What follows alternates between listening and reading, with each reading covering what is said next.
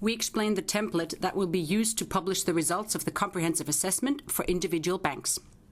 The ECB template is made up of a main results and overview sheet, which includes key information on the bank before the comprehensive assessment at the end of 2013, and the main results of the exercise, including any capital shortfall identified as a result of it, and any major capital measures undertaken by the bank from January to the end of September 2014.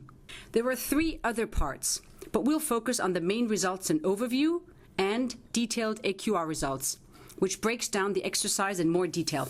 So, here's what you should be looking at first. The main results page contains information on the size, performance, and baseline capital holding of the bank at the end of 2013. It's a snapshot.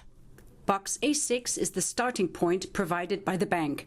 It's basically the bank's Common Equity Tier 1, which is its highest quality capital, divided by its risk-weighted assets. It shows how much euros in capital a bank holds for every euro of its risk-weighted assets.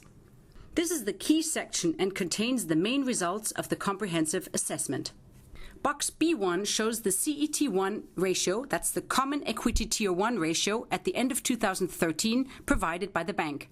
It's the starting point against which the impact of the comprehensive assessment is measured.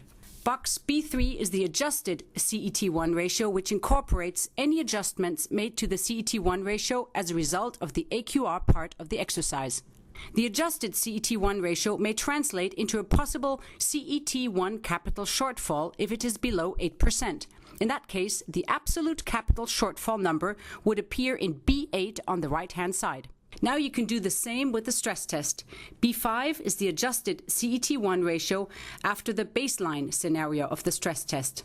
And B7 is the adjusted CET1 ratio for the adverse scenario of the stress test. The adjusted CET1 ratios for both stress test scenarios may translate into possible CET1 capital shortfalls if they are below 8% and 5.5% respectively. In that case, the absolute capital shortfall numbers would appear within B9 and B10 respectively on the right-hand side. Banks have 6 months to recapitalize any shortfall resulting from the AQR and baseline scenario of the stress test part of the exercise. And banks have 9 months to recapitalize any shortfall resulting from the adverse scenario of the stress test. A bank's overall capital shortfall, if it has one, would be shown here.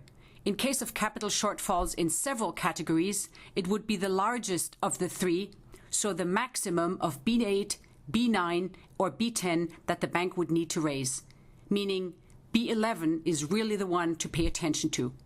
Turning now to section C, which is provided for informational purposes only. Figures here do not feed into the final CET1% results, as detailed in the main results page, nor do they mitigate the bank's disclosed capital shortfall, so B11. However, the information will be taken into account during the capital planning phase after the comprehensive assessment. Turning now briefly to the other key section. Here, the asset quality review results are broken down by asset type and work block, the component parts of the AQR. This section explains how the ECB checked selected portfolios and whether banks had set aside sufficient provisions. Here is some information on whether the banks classified their assets correctly and put them into the right buckets, so to speak. And here is some information on whether the banks actually declared their non-performing loans as such.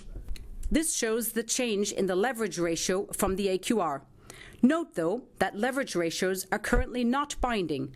They're displayed for information purposes only and have no impact on the capital shortfall whatsoever. And now we want to thank you for your attention.